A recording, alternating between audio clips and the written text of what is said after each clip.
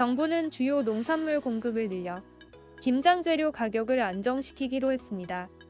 배추와 무 계약재배 물량을 각 24,000톤, 9,100톤 공급하고 배추의 경우 정부 창고에 비축하는 물량을 1,000톤 수준으로 잠시 유지하기로 했습니다. 수입산 고추 1,000톤을 조기 방출하고 국산 마늘과 양파 각 500톤을 도매시장에 공급하는 등 양념류 공급도 확대합니다. 할인 지원을 통해 소비자 부담도 줄입니다. 오는 12월 초까지 마트와 전통시장 등 전국 18,300개 매장에서 배추, 무 등 김장 관련 농산물을 최대 40% 할인 판매합니다. 하지만 평년 수준의 배추 공급은 어려운 상황이어서 정책 효과는 제한적일 것으로 예상됩니다.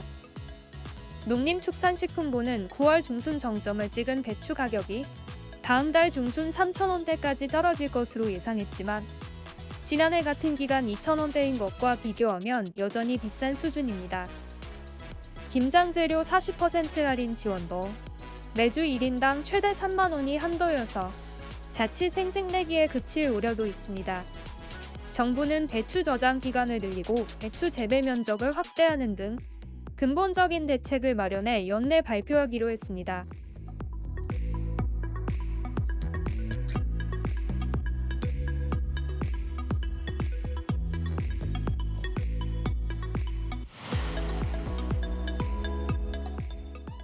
국내에서 활동하는 다국적 기업이 돈을 번 만큼 세금은 제대로 내지 않는 행위가 반복되고 있습니다.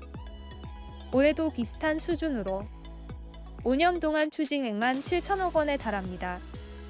자료가 해외에 있다며 관련 조사에 비협조적인 일도 비일비재합니다. 실제 국내 기업을 조사할 때보다 1.5배의 시간을 더 들이고 있습니다. 소송에 걸려도 정당한 과세였는지 관세청이 입증해야 해 패소율만 올라가는 추세입니다. 관세청은 올해 4월 1원 관행에 제동을 걸었습니다. 자료 요청에 응하지 않으면 과태료와 검사 비율을 높이는 내용의 훈령을 제정했습니다. 다만 여전히 강제할 수단은 없는 데다 자료 접근 권한이 떨어지는 점은 한계로 지적됩니다. 입증 책임을 아예 기업에 전환하거나 과태료를 기업 규모별로 차등화하는 방안 등이 대안으로 거론됩니다.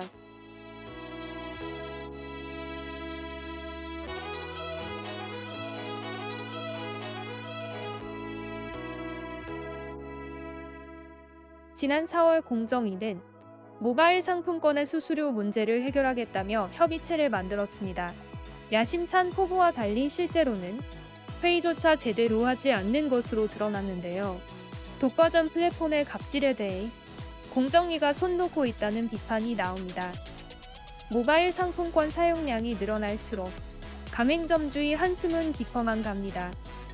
상품권을 받고 제품을 팔면 영업이익보다 수수료가 더 커 사실상 남는 게 없기 때문인데요. 상생한 도출을 위해 마련된 공정위표 민관협의체는 반년째 제자리 걸음입니다. 참여자가 모두 모인 회의는 이번뿐이고 관련 예산과 회의로 구체적인 계획도 없습니다. 국정감사에서 한기정 위원장은 상품권 협의체 운영에 소극적이었음을 시인했습니다. 배달 수수료 등 다른 현안이 우선이라는 겁니다. 배달 수수료 문제에 주력한다지만 정작 이 분야에서도 마땅한 상생안은 나오지 않는데요. 배달이든 모바일 상품권이든 결국 독과점 플랫폼의 갑질 앞에 공정위가 말만 앞세운다는 비판을 받는 이유입니다.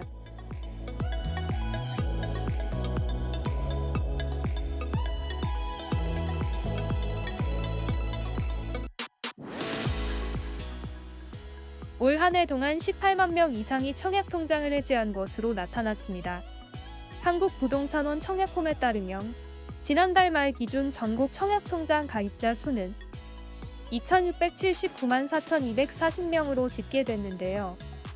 지난 1월 대비 18만 5,134명 감소했습니다. 특히 1순위 청약통장 가입자의 감소세가 두드러졌습니다. 지난 1월 말 1,792만 3,205명이었던 1순위 가입자 수는 1,789만 9,748명으로 23,457명 감소했습니다. 지역별로 보면 지방 가입자 수가 크게 낮아졌습니다. 지난 9개월 동안 지방 5대 광역시에서는 81,303명이 청약통장을 해지했습니다. 미분양 아파트가 쌓이면서 굳이 청약통장을 쓸 필요가 없는 무용론이 확산한 결과로 보입니다.